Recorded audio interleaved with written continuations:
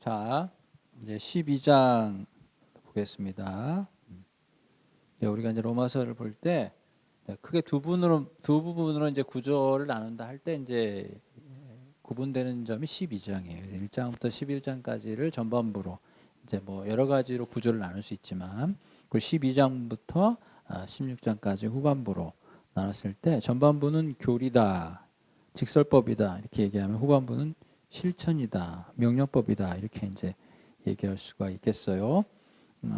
좀 더 쉽게 설명하자면 이제 우리가 예수 그리스도를 믿는 믿음으로 의롭게 되었다. 그 부분에 있어서의 우리의 어떤 인간의 공로라고 할까 이런 건 전혀 없죠. 하나님께서 하신 거예요. 하나님께서 우리에게 구원을 베푸시고 우리를 생명의 성령의 법과로 옮겨주시고 또 그것이 우리에게 주는 은혜와 의미가 뭔지 우리는 모르지만 하나님께서 우리를 어떻게 어떤 자리로 이끄셨는지를 다 설명을 했어요. 그리고 그 가운데서 유대인과 이방인에 대한 바울의 어떤 고민이 있었는데 자기가 유대인이다 보니까, 그러나 결론은 모든 믿는 자에게 누구든지 주님의 이름을 부르는 자에게 구원이 임하더라. 그리고 그것에 대한 하나님의 어떤 주권에 대한 믿음, 그리고 그 하나님의 신실하심을 끝까지 믿는 것,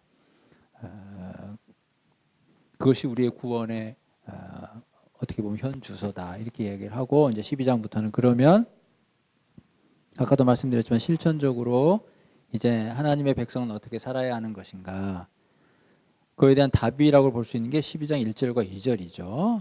아까도 말씀드렸지만 거룩한 산 제물로 드리라. 이것은 합당한 예배고, 그렇게 거룩한 산 제물로 드린다는 건 어떻게 사는 것인가? 2절이죠. 이 세대를 본받지 않는 것이고 마음을 새롭게 하는 것이고 변화를 받아 하나님의 선하시고 기뻐하시고 온전한 뜻이 무엇인지 분별하도록 하는 것이죠. 그럼 이렇게 질문할 수 있어요. 알겠습니다. 그러면 구체적으로 하나님의 선하시고 기뻐하시고 온전한 뜻이 무엇인지 분별하면서 하는 삶, 이 세대를 본받지 않고 마음을 새롭게 함으로 변화를 받는 자의 삶이란 어떤 것입니까? 이렇게 물어봤을 때 3절부터 13절까지는 어떻게 보면 교회 안에서 어떤 삶을 얘기할 수 있겠어요. 그래서 내게 주신 은혜로 말미암아 하면서 각 사람은 하나님께서 나눠주신 믿음의 분량대로 지혜롭게 생각해야 된다. 그러니까 각자에 주어진 믿음이 있다는 거죠. 뭘 연상할 수 있어요? 우리가 다 하나님 앞에 각각 다른 은사를 받았구나. 그리고 바울은 그것이 한 몸의 지체라는 거예요. 여러분 잘 아시죠? 우리가 교회의 구성원이 되고 하는 것은 우리가 다 뭐예요? 주의 몸된 교회, 주님을 머리로 하는 그 주의 몸된 교회의 지체로서의 우리의 위치다. 따라서 어떤 사람은 눈이고 어떤 사람은 코고 어떤 사람은 손발이겠죠. 다른 성경에서도 바울이 그런 얘기를 많이 하지만 여기서는 간단하게 우리가 한 몸의 지체다. 그리고 우리가 5절에 그리스도 안에서 한 몸이 되어 서로 지체가 되어야 된다. 그 말은 무슨 말인가? 6절에 우리가 각각 받은 은사가 있다는 거죠. 그게 다 다르다는 겁니다. 인정하시죠? 그런데 그 받은 은사가 어떻게 주어진 거예요? 은혜대로. 그러니까 우리가 뭔가를 받은 은사가 있다면 그게 은혜입니다. 여러분, 이게 아주 쉬운 얘기 같지만 실천적으로 그렇게 생각하지 않는 경우가 많아요. 하나님으로부터 받은 뭔가를 내가 잘나서 받은 것이냐. 말은 그렇게 안 하지만 내가 믿음이 좋잖아. 아이고 저 사람 믿음이 나니까, 이런 말. 하나님 특별히 날 사랑하잖아. 자기는 좋을지 모르죠. 그럼 저 사람은 사랑 안 합니까? 그거 아니잖아요. 다 은혜입니다. 은혜. 그러니까 우리가 눈으로 볼 때 크고 작은 것이 보일 수 있다 치더라도, 설령 그렇다 치더라도 그게 다 뭐다? 은혜다. 그러면 여기서 은혜라고 하는 말이 뭘 의미해요? 거저받은 거라는 거 아닙니까? 그 말 속에 우리는 뭐예요? 거저 주어야죠. 근데 우리는 거저 받았으면서 말로는 은혜라고 해놓고 그 순간부터 그걸 자기 거라고 주장하지 않습니까? 그러니까 섬김이 없지요. 그러니까 나눔이 없지요. 말로는 하나님이 나에게 줬다고 그렇게 얘기해 놓고 그 뒤부터는 자기 거라고 생각하니까 인색해지는 거 아니겠어요? 말로는 은혜를 받았다고 해놓고 왜 사람이 인색해요? 그것은 말로만 은혜를 받았다고 하지 실제로 은혜라고 이해하지 않잖아요. 그래서 바울은 그게 은혜다, 은혜. 하나님께서 거저 주신 것이다. 또 하나, 은혜를 준 이유가 뭘까요? 우리에게 그것을 통해서 나를 높이라는 게 아니죠. 뭐예요? 지금 문맥이 뭡니까? 우리 모두가 다 지체고 그리스도 안에서 한 몸, 교회를 이루어 가는 거기 때문에 생각해 보세요. 하나님이 이유도 없고 우리가 잘한 짓도 안 했는데 우리에게 그렇게 준 이유는 그 은사를 가지고 뭐 하라는 거예요? 교회를 세워가라는 거예요. 그거는요, 이 본문에 그런 말이 없어도 금방 알 수 있는 거예요. 그리고 교회를 세워간다는 게 무슨 뜻이에요? 내 옆에 있는 사람을 섬기는 거죠. 왜요? 그래야 교회가 되는 거죠. 내 옆에 있는 사람이 교회의 지체니까. 맞지 않습니까?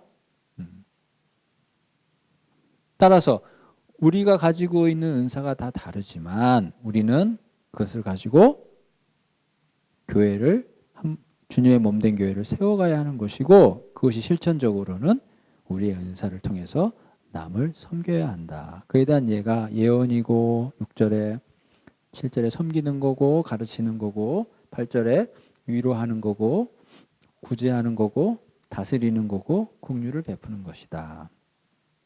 그런 다음에 사랑에 대한 얘기를 해요. 사랑이라고 하는 것은 악을 미워하고 선에 속하는 것이다. 그러면서 그 사랑을 확대하죠. 10절에 형제를 사랑해라. 제가 아까 이제 우리가 하나님의 백성으로 살아가는 삶, 그 삶이라고 하는 것은 우리의 전체적인 삶을 얘기하겠죠. 그러면 생각해 보세요. 우리가 지금 성도로 살아가는데 우리의 삶이 항상 교회 안에 있는 건 아니잖아요. 교회 바깥에 우리 일상에서 만나는 사람들과의 삶도 있죠. 그들은 믿지 않는 자들과의 삶일 수도 있지 않습니까? 그런 삶을 다 얘기하는데 지금은 뭐예요? 특별히 교회 안에서의 삶을 얘기하는 것이다. 그래서 형제란 말을 쓰는 거예요. 형제. 형제를 사랑하며 서로 우애하고 존경하기를 서로 먼저 해라. 그다음에 열심을 품고 11절이죠. 주를 섬기라. 또한 12절에 소망 중에 즐거워하며 환난 중에 참으며 기도에 항상 힘쓰며. 그러니까 제가 또 얘기하죠. 이 교회 안에서 우리가 해야 될 덕목 같은 거라고 보면 되죠. 우리가 신앙인으로서 물론 바울이 수많은 얘기를 할 수 있겠지만 너희가 신앙인이라면 마치 잠언처럼 이렇게 살아야 돼. 그런 어떤 계명이라고 그럴까? 어떤 신앙의 지침으로 우리가 받아들여도 문제는 안 되죠. 다 그런 얘기들이잖아요. 너희들 기도해야 된다. 환난 중에 참아야 된다. 맞는 말이죠? 형제끼리 서로 싸우지 말고 사랑해야 된다. 마지막으로 13절 성도들의 쓸 것을 공급하며 손대접하기를 힘쓰라. 환대하라는 거죠. 성도들의 쓸 것을 공급해야 된대요. 여러분, 전 이 부분을 조금 설명하고 싶어요. 우리가 교회 안에서 하나님 앞에 은사를 가지고 섬겨요. 그러나 그것이 실질적으로 나타나는 것 중에 대표적인 게 저는 성도들의 필요를 채워주는 거라고 생각해요. 왜냐하면 앞에 것들은 다 눈에 안 보이는 거잖아요. 뭐 섬기고 사랑하고 참고 위로하고. 근데 실제로 눈에 보이는 건 뭐예요? 대접하는 거죠. 대접을 말로만 할 수는 없잖아요. 그걸 쓸 것을 공급해야죠. 여러분, 제가 도움이 되시라고 드리는 말씀은 이거예요. 우리가 교회 안에서 성도 간의 교제라는 걸 하죠. 교제. 코이노니아 하는데 우리 교회에서 교제는 되게 중요합니다. 사도신경에도 나타나거든요. 교제. 근데 우리가 교제를 어떻게 이해해야 할까요? 교제의 목적이 뭘까요? 우리는 왜 교제하는 걸까요? 우리는 교제하면서 무엇을 목표로 해야 할까요? 물론 이런 사람은 없겠죠. 뭐 교제하면서 뭐 부동산 정보를 뭐 서로 공유한다든지 뭐 그런 건 아니겠죠. 뭐 물론 이제 교제이기 때문에 이런저런 얘기를 많이 할 수도 있겠고 그런 가운데서에 뭐 내가 살아왔던 얘기 할 수 있어요. 뭐 저는 다 좋다고 봅니다. 그런데요, 제가 여러분들이 강조하고 싶은 것은 우리가 교제하는 것은요, 그 교제를 통해서 성도들의 쓸 것을 알기 위함이라는 부분이 있다는 걸 말씀드리고 싶어요. 여러분, 교제하지 않으면 그 성도에게 뭐가 필요한지를 알까요, 모를까요? 모르죠. 아, 그래요, 안 그래요? 몰라요. 서로 이야기를 나눠보고 살아오는 이야기도 들으면서 물론 본인이 직접적으로 난 이게 어려워요, 저게 어려워 그렇게 얘기하는 사람 드물죠. 근데 교제를 하다 보면 아, 저분에게서 뭐가 필요하구나. 저분이 뭐가 힘들고 뭐가 지금 애로사항이구나 하는 걸 알 수 있죠. 물론 주의를 기울이지 않으면 모를 수도 있어요. 그러나 제가 그래서 교제의 목적이 뭐냐고 제가 얘기하잖아요. 그러니까 그 의식을 가지고 들어야 보이는 거예요. 근데 그런 의식 없이 들으면 상대방이 어려움을 얘기해도 그게 안 들리는 거예요. 그래서 제가 교제의 목적이 뭡니까? 라고 묻는 게 바로 그거예요. 물론 다른 목적도 있을 수 있겠지만 성도에 쓸 것을 알아내 성도에 쓸 것이 무엇인지를 우리가 그것을 알 수 있는 그것 중에 하나가 교제다. 그러니까 우리는 교제를 통해서 이런 말이죠. 아, 내가 어떻게 하면 저 사람을 도와줄 수 있을까? 이거예요, 사실은. 그러니까 계속 교제를 하면서 아, 내가 어떻게 하면 힘이 될까? 이걸 생각하라는 거죠. 자, 그다음에 이제 어떻게 보면 교회 바깥의 삶이라고 할까요? 거의 제목에도 나타나 있죠. 그리스도인의 생활.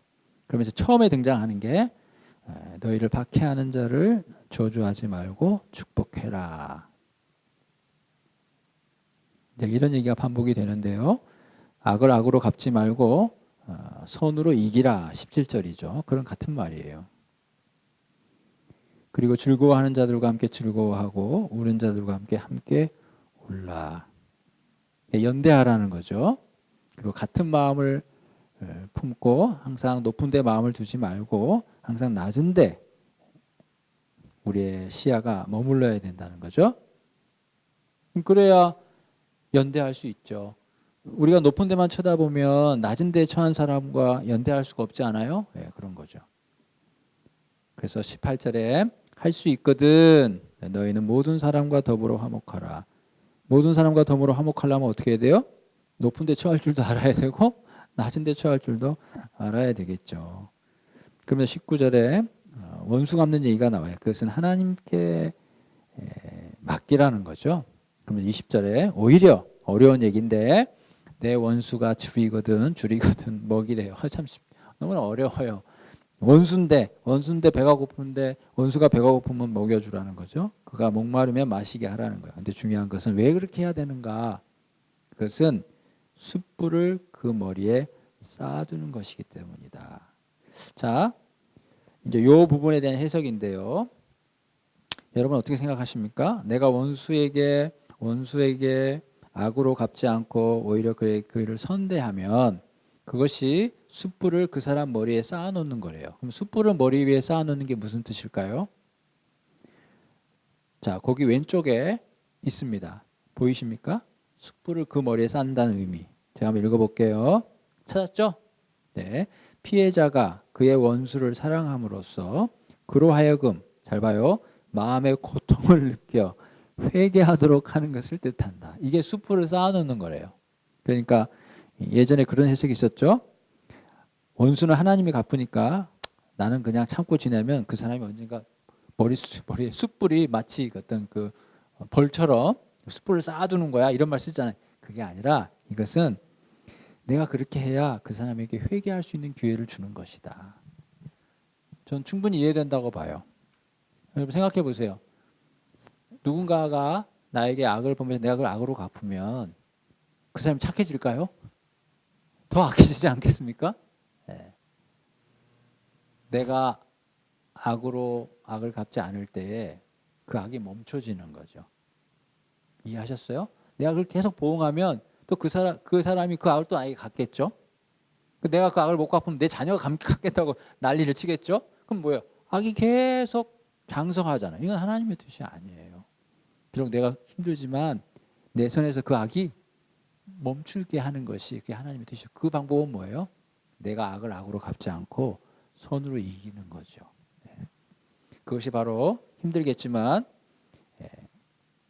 12장 1절에 하나님의 거룩한 산 제물로 드리는 삶이 그와 같다는 겁니다. 그다음에 13장 1절부터 7절까지는 제가 아까 말씀드렸던 그리스도인과 세상 권세에 대한 이야기. 세상의 권세 잡은 자는 무시하면 안 돼요. 왜냐하면 13장 1절에 모든 권세는 다 하나님께서 정하신 거기 때문에. 만약에 자, 이렇게 생각하시면 돼요. 세상 권세를 세상 법이라고 봅시다. 나는 하나님을 믿기 때문에 세상 법은 나는 아무렇지도 않아 라고 막 무시해버리고 교통법규를 위반하면 무슨 일이 벌어져요? 범칙금 딱지가 날라옵니다. 예. 하나님께서 정하신 그 세상 권세가 왜 존재할까요? 어떻게 보면 그들은 4절에 하나님의 사역자 역할을 하는 거예요. 그리고 그들에게 칼이 쥐어져 있는데 왜 칼이 쥐어져 있을까요? 악을 행하는 자에게 벌을 내려야 하기 때문에. 자, 세상의 법이 완벽하지는 않지만 그래도 세상의 법이 선을 장려하고 악을 징벌하지 않습니까? 물론 또 이게 세상의 법이 완벽하지는 않아요. 그러나 그 법의 정신이라고 하는 것은 말 그대로 악을 행하는 자에게 벌을 보응하기 위함이잖아요. 그러니까 어떤 면에서는 그것이 하나님의 법이 아니다 할지라도 그게 하나님의 주권 안에서는 당연히 있어야 될 거 아니겠어요? 여러분 생각해 봐요. 세상에 법이 없는 게 좋겠습니까? 아닙니다. 또 이게 법은 완벽하지 않지만 법이 있는 게 낫죠. 그리고 그 법에 대해서 그리스도인들은 어떻게 해야 된다? 성심성의껏 지켜야 된다. 그런 의미에 있어서 아까 제가 서두에 얘기했던 7절에 조세를 받을 자에게 조세를 바치고 관세를 받을 자에게 관세를 바치고 두려워할 자는 두려워하고 존경할 자를 존경해야 한다.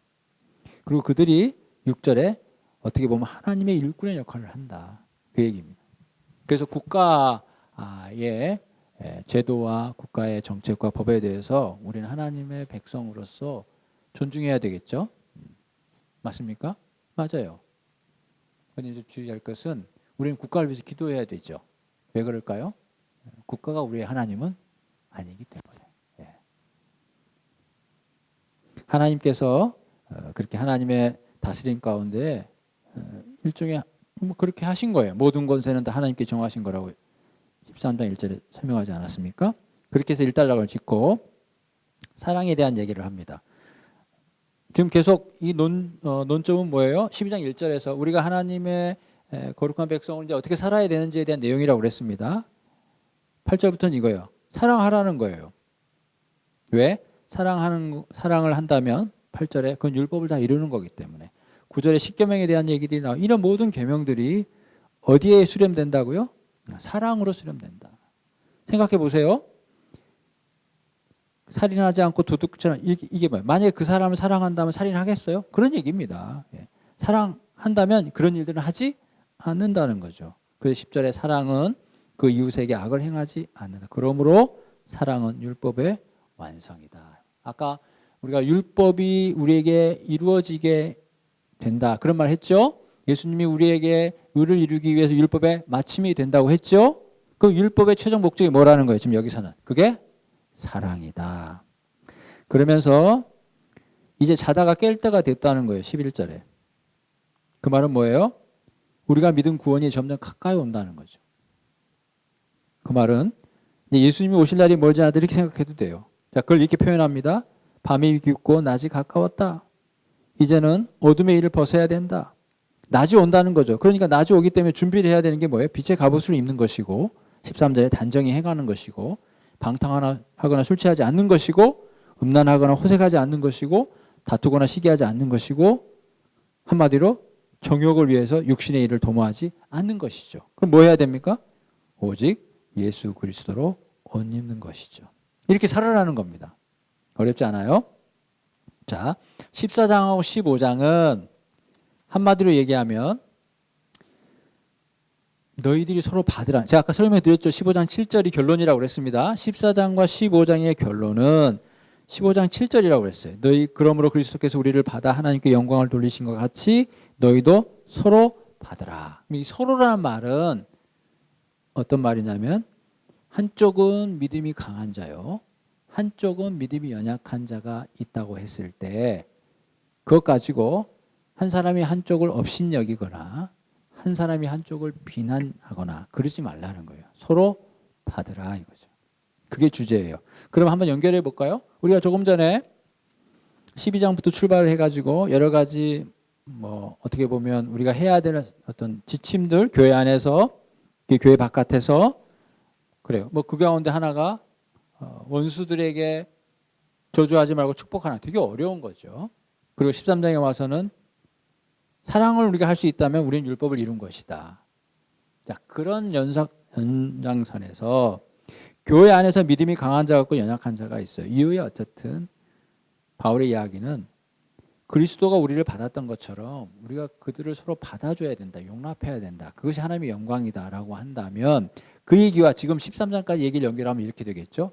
그것이 곧 사랑이다 이거죠. 그러면 사랑이 율법의 완성이라고 얘기했어요. 그럼 내가 사랑해야 되겠네라고 생각을 했다면 그것이 또 어떻게 나타내야 된다?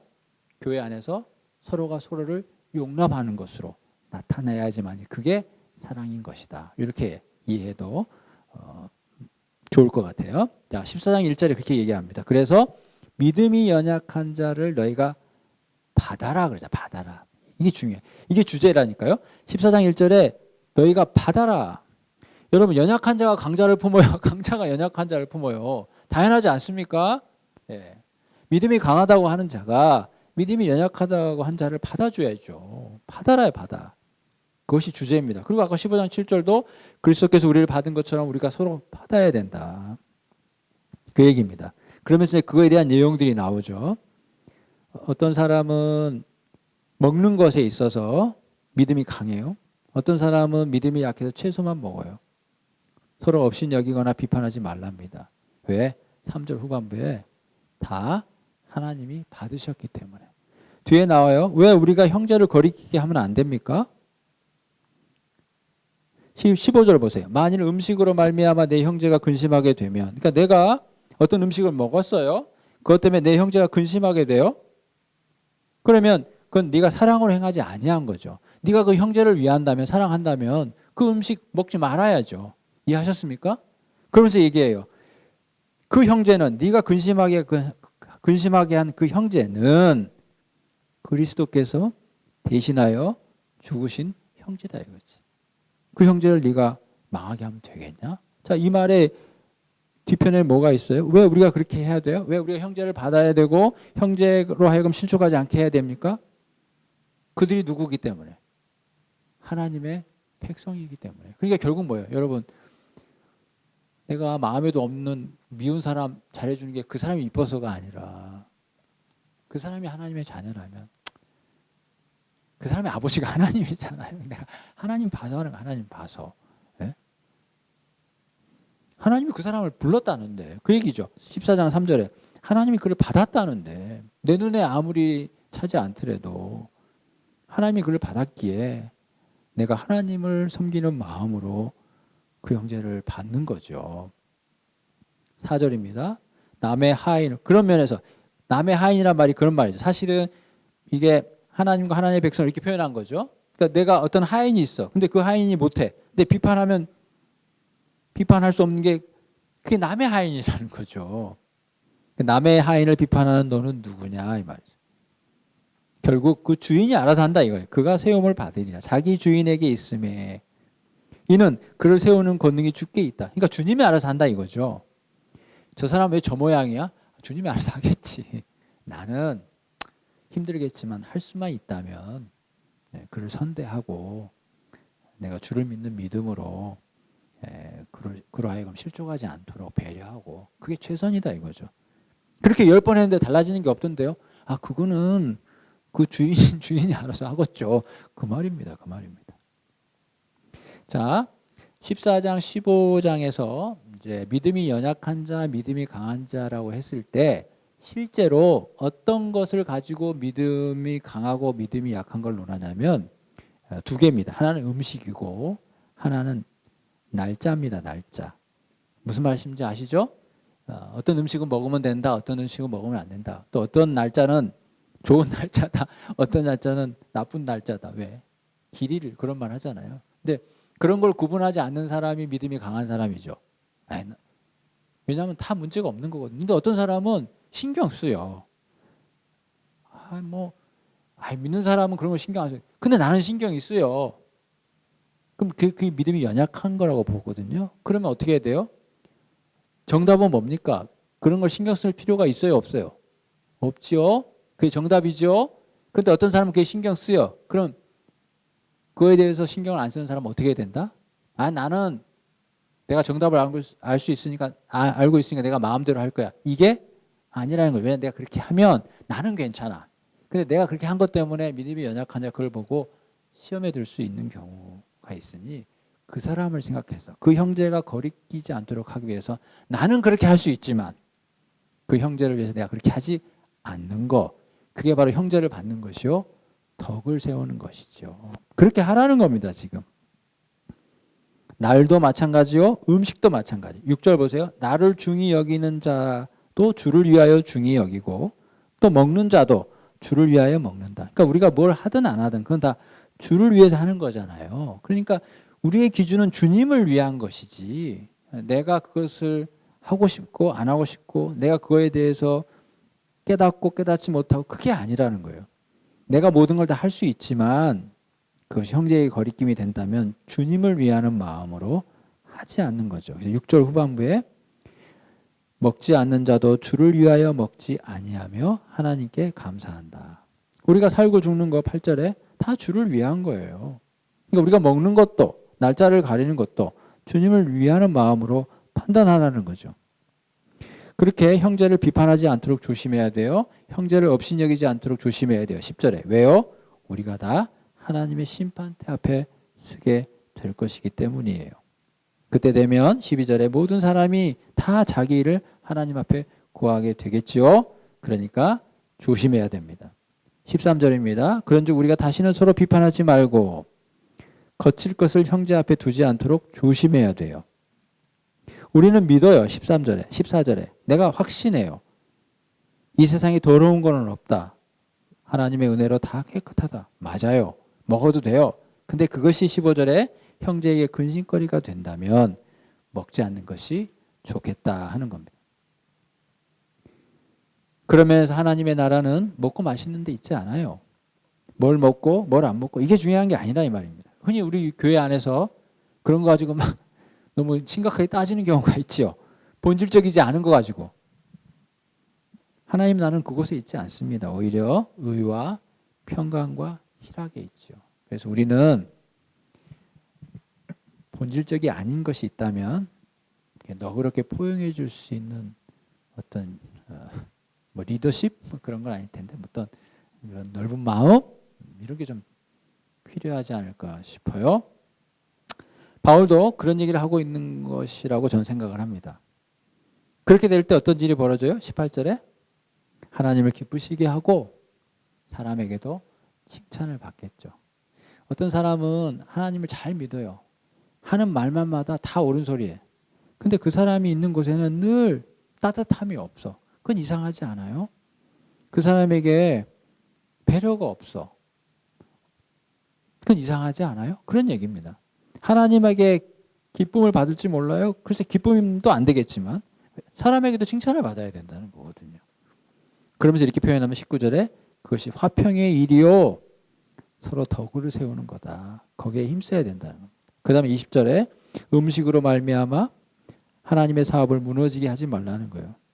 마무리 다 깨끗하니까 먹어도 돼요. 근데 거리낌으로 먹는 사람에는 그게 안 되지 않습니까? 그러니까 21절에 고기도 먹지 않고 포도주도 마시지 않고 무엇이든지 내 형제로 거리끼게 하는 일을 하지 않는 것이 뭐예요?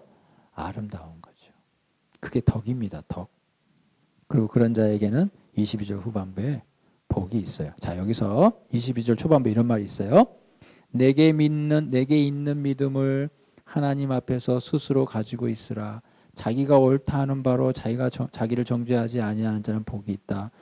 의심하고 먹는 자는 정죄되었나니 이는 믿음을 따라 하지 아니하였기 때문이라. 믿음을 따라 하지 않는 것. 자, 일단 쉬운 것부터 23절 후반부에 문맥상 저 음식이 깨끗하고 깨끗하지 않고가 중요한 게 아니라 내가 갖고 있는 믿음은 저거 먹으면 안 될 것 같아. 근데 저거는 먹어도 되는 건데 나는 그런 믿음이 없어. 그러면 먹으면 안 되는 거죠. 깨끗한 거예요. 근데 자기는 깨끗하지 않을 거라고 생각해요. 근데도 먹었어요. 근데 그건 죄가 되는 거예요. 왜? 믿음으로 하지 않은 거니까. 자, 그건 이해가 됐겠죠. 근데 조금 어려울 수 있는 게 22절 초반부예요. 잘 보세요. 내게 있는 믿음을 하나님 앞에서 스스로 가지고 있으라. 저와 여러분에게 하는 말입니다.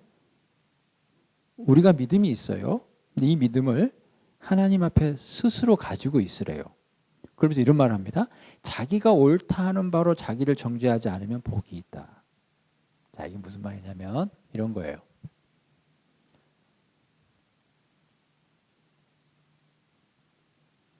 여러분, 내가 뭘 어떻게 생각하는지 사람들이 알까요? 잘 모릅니다. 누구만 알아요? 하나님만 알아요. 내가 저 음식을 먹을 만한 믿음이 있는지 없는지 누가 알아요? 아무도 몰라요. 마치 자기는 믿음이 없는데 있는 것처럼 하고 먹을 수도 있어요. 그럼 상대방이 저 사람은 그렇지, 모든 음식은 다 깨끗한 거야, 잘하고 있구만. 그러나 그 사람은 그런 믿음이 없었어요. 마음속에 꺼리낌이 있었어요. 근데 어떤 이유에서건 그 이유는 모르겠지만 먹어요. 사람은 모른다는 거죠. 무슨 말씀인지 알겠습니까? 여기서 얘기하는 건 먹을 만한 믿음이 있든 먹을 만한 믿음이 없든 어떻게 그것보다도 그런 믿음이 있다면 그 믿음을 하나님 앞에 잘 지키라는 거예요. 거기에 솔직하라는 거죠. 그거에 대해 사람들이 모를 거라는 거지. 때로는 오해도 할 수 있어요. 저 사람 왜 저러지? 근데요, 내가 하나님 앞에 가지고 있는 그 믿음, 그 무로 내가 정죄하지 않을 수만 있다면 그걸로 나는 됐다 이거지. 제가 조금 더 확대해 볼게요. 우리가 이제 성도로서 믿음 생활을 하잖아요. 할 때 이제 뭐 사람들하고 이렇게 교우들하고 이렇게 더불어 살고 또 교회 안에서 뭐 다양한 뭐 또는 교육자들과 관계를 맺고 또 같은 우리 성도로서 관계를 맺고 막 살아요. 교회 안에서 어떤 신앙생활을 하죠. 그러다 보면 뭐 이런저런 일도 막 때로는 뭐 갈등도 생기고 오해도 생기고 막 그래요. 또 그것이 또 때로는 너무 증폭돼서 마음에 상처가 되기도 하고 뭐 이런 일이 많이 생기거든요. 거기에 대한 해법이라고 저는 볼 수 있다면 이 본문이 아니겠는가. 그것은 서로가 서로를 잘 모르기 때문이에요. 정확하게. 따라서 우리는 그것을 알 거라고 생각하기 때문에 그 기대감에서 생기는 실망감일 수도 없지 않아 있을 거예요. 때로는 내가 오랜 시간 동안 그렇게 해왔던 나의 삶의 어떤 족적이 있기 때문에 그것을 누가 보나, 지나가는 3살 먹은 어린이도 알 수 있겠네라고 하는 그런 자명한 그런 경험의 어떤 것들이 있음에도 불구하고 당연히 알 거라고 생각되는 거예요. 그럼에도 불구하고 그에 반한 행동을 했을 때 우리는 이해하기가 어려운. 그래서 뭐 그걸 잘 견디면 좋겠지만 그것이 때로는 상처가 되기도 하죠. 그래서 제가 이 부분을 조금 확대해서 설명하자면 다 모른다. 오로지 하나님만 안다. 그리고 내가 하나님 앞에 큰 믿음이 있든 작은 믿음이, 사실 이런 말도 안 좋지만 여기서 이제 믿음이 강한 자, 연약한 자 설명을 하니까 내가 어떠한 믿음을 가졌든 그 믿음을 가지고 하나님 앞에 솔직하게. 그래서 여기에 이제 믿음을 따라하지 않는 건 죄잖아요. 그건 자기가 알아요. 자기를 속이는 건 자기가 안다고.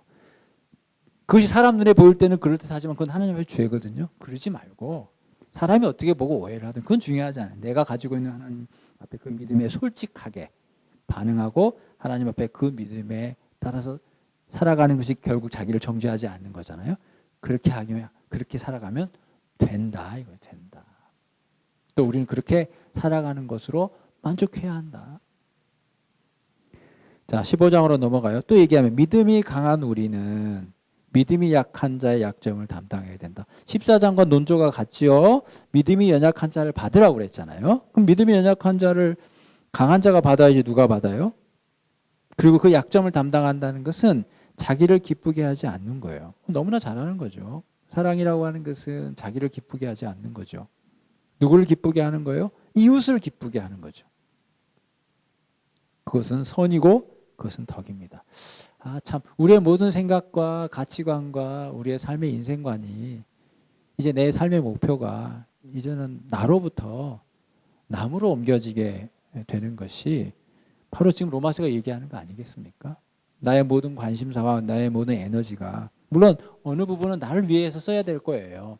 그러나 중심이 이웃에게 옮겨지는 것이 맞다. 이제는 나를 위한 삶이 아니라 이웃을 기쁘게 하는 삶을 살아야 된다는 거죠. 왜요? 예수님이 그렇게 살았잖아요. 3절에. 그리스도께서도 자기를 기쁘게 하지 아니하셨으니. 예수님이 자기를 기쁘게 했다면 십자가를 졌겠습니까? 아니잖아요. 이제 우리에게 인내와 위로의 하나님이 계시다. 5절에. 이제 인내와 위로의 하나님이 너희로 그리스도 예수를 본받아 서로 뜻이 같게 하여 주사 한 마음과 한 입으로 하나님 곧 우리 주 예수 그리스도의 아버지께 영광을 돌리게 하라. 자 보세요. 이 말이 다 옳은 말이지만 지금 논조가 뭐예요? 하나님께서 우리에게 인내를 허락하시고 또 하나님 우리에게 위로하신다는 거예요. 왜 우리에게 위로가 필요할까요? 위로가 필요한 순간이 있잖아요. 왜? 자기 혼자 하나님 앞에 꿋꿋하게 믿음으로 살아가는데 그게 넉넉하겠습니까? 그리고 나를 기쁘게 하지 않고 내 이웃을 기쁘게 하는 삶이 쉽겠냐고요. 어렵지요. 그렇지만 하나님이 우리에게 은혜를 베푸시고 그것이 예수를 본받는 것이고 그것이 하나님의 영광을 돌리게 하는 것이라고 한다면 이 논조가 뭐예요? 어떤 삶을 얘기하는 거예요? 서로를 받으라는 거죠. 그래서 15장 7절에 그러므로 너희도 서로 받으라는 겁니다. 자, 8절부터는 예수님께서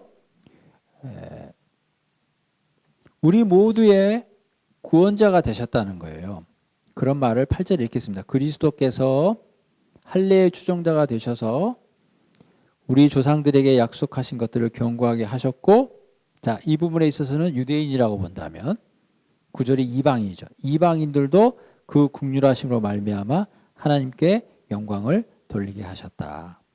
주님이 그렇게 하셨다는 거예요. 그래서 구약을 인용하면서 이런 표현을 써요. 그러므로 내가 열방 중에 주께 감사하고 10절에 열방들아 주의 백성과 함께 즐거워하라. 11절에 모든 열방들아 주를 찬양하라. 12절에 이새의 뿌리 곧 열방을 다스리기 위하여 일어나니가 열방이 그에게 소망을 두리라 하셨. 여러분 지금 구약의 본문을 인용했어요. 9절, 10절, 11절, 12절. 자, 눈에 보이는 단어가 있죠? 그게 뭡니까? 금방 대답이 나올 줄 알았는데 그렇죠. 열방이죠. 열방. 뭐예요? 그 열방 속에는 유대인도 이방인도 다 포함이 되는 거죠. 그 열방을 주님이 구원하신다. 주님이 자신을 기쁘게 했다면 그렇게 못하셨을 거죠. 그래서 온 열방들이 그 주님을 찬양한다. 따라서 우리도 그 주님을 본받아야 되는 것이 마땅하다. 끝으로 이렇게 기도합니다. 소망의 하나님이 모든 기쁨과 평강을 믿음 안에서 너희에게 충만하게 하사 성령의 능력으로 소망이 넘치게 하시기를 원한다. 자, 14절에 내 형제들아 너희가 스스로 선함이 가득하고 모든 지식이 차서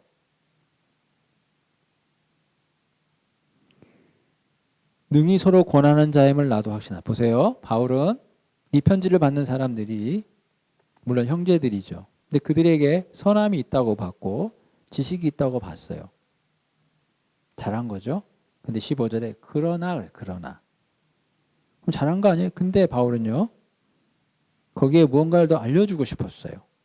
그걸 이렇게 표현합니다. 내가 너희로 다시 생각나게 하려고 편지를 썼다 이거죠. 자, 그러면 다시 처음으로 돌아갈게요. 로마서의 목적이 뭐라고 그랬습니까? 이미 예수를 믿고 있는 로마에 있는 기독교 성도들에게 바울이 뭘 알려주는 거예요? 믿어 순종하게 하려고.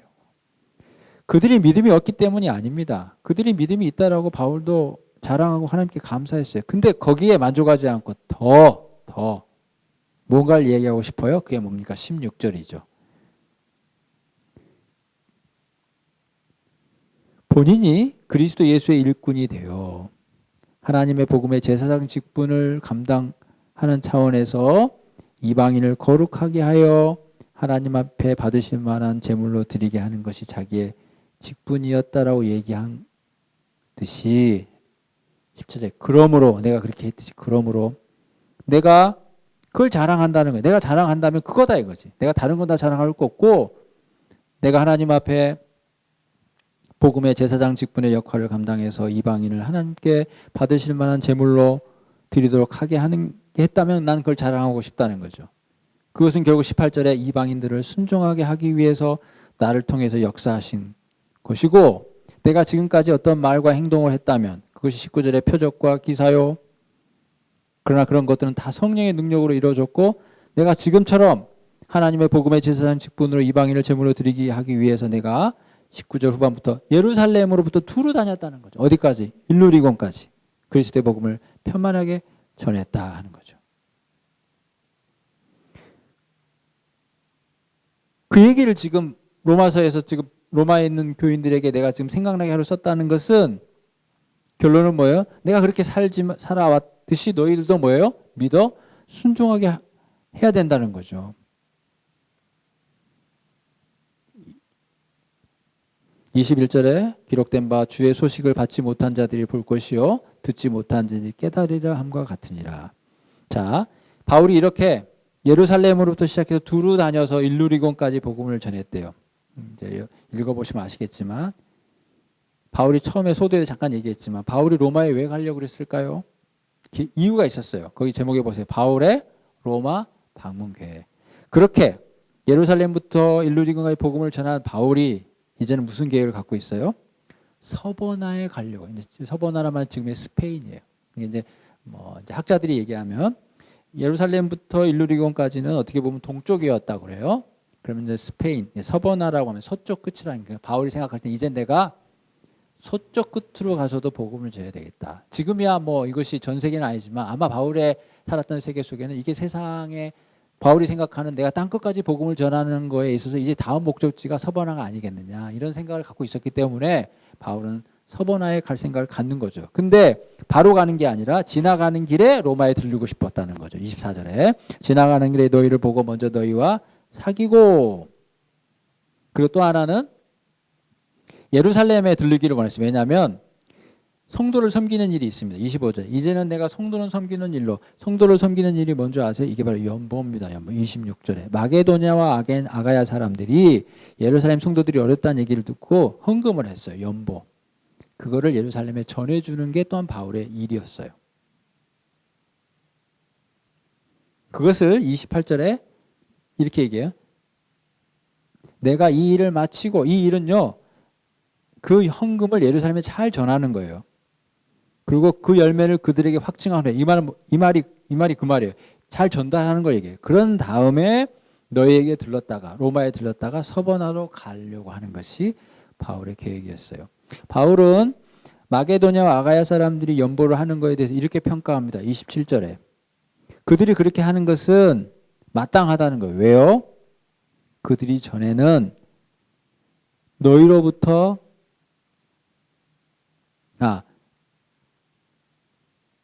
너희로부터 영적인 것을 나눠 가졌다는 거죠. 그러니까 그들이 물질로 예루살렘 교회를 섬기는 것은 마땅하다. 왜냐하면 예루살렘 교회로부터 그들이 뭘 받았기 때문에? 복음을 받았기 때문에. 그러니까 영적인 것을 받았으므로, 나눠 가졌으므로 육적인 것으로 섬기는 게 뭐다? 마땅하다는 거죠. 그래서 30절에 기도해 달라는 겁니다. 뭐냐면 나와 힘을 같이 하여 하나님께 빌어 달라고 하는 건데, 그 내용은 순종하지 않은 자들이 유대에 있나 봐요. 그들이 어떤 핍박을 가하더라도 건짐을 받고, 또 예루살렘에 대해 내가 섬기는 그 연보라고 그랬죠. 그 헌금을 잘 전달될 수 있는 은혜 가운데, 그러니까 성도들이 받을 만하고, 이해되시죠? 여러분 이렇게 이런 일을 함에 있어서 이렇게 좀 불미스러운 일이 생길 수 있죠. 뭐 안 받는다든지 뭐 이렇게 여러 가지. 근데 그것이 하나님 은혜를 가운데 순적하게 그 헌금이 잘 전달되기를 위해서 기도해 달라. 그리고 32절에 너희에게 나아가 너희와 함께 편히 쉬게 하라. 이렇게 이제 기도를 부탁하죠. 이제 그리고 이제 마지막에 16장의 인사, 아까 말씀드렸던 다른 바울 서신보다도 유독 많은 이 문안 얘기가 쭉 나와요. 뭐 다 읽지는 않겠습니다. 16장 3절부터 이제 16장 1절 베베, 그리스도의 일꾼, 교회의 일꾼으로 청구하는 베베부터 시작해가지고 3절에 브리스길라 아굴라니 쭉 이렇게 이제 16절까지 너희가 거룩하게 입맞춤으로 서로 문안하라. 그리스도의 모든 교회가 다 너희에게 문안하느니라. 그리고 또 이렇게 유념 있게 읽어보면 알겠지만 이제 바울 서신 가운데 느닷없다라고 하는 본문이 17절이에요. 왜냐하면 지금까지 한 번도 이런 얘기를 안 했는데 갑자기 거짓 선지자 얘기를 하거든요. 17절에 너희가 배운 교훈을 거슬러 분쟁을 일으키거나 거치게 하는 자들을 조심해라는 거죠. 그런 자들은 18절에 우리 주 그리스도를 섬기지 않는 자들이요 자기의 배만 섬기고 교활한 말과 아첨하는 말로 순진한 자들의 마음을 미혹하는 거짓 지도자들이죠. 그들을 조심하라라는 얘기를 해요. 근데 이제 우리는 그냥 이런 본문을 그대로 썼으니까 아, 바울이 이런 것도 경고하는구나라고 그냥 그대로 이해하시면 좋을 것 같아요. 그들에 대해서 바울은 이렇게 하죠. 평강의 하나님께서 속히 사탄을 너희 발 아래에서 상하게 하시리라. 우리 주 예수 그리스도의 너희에게 있을지어다. 그리고 21절부터는 자기 동역자들의 안부를 전해요.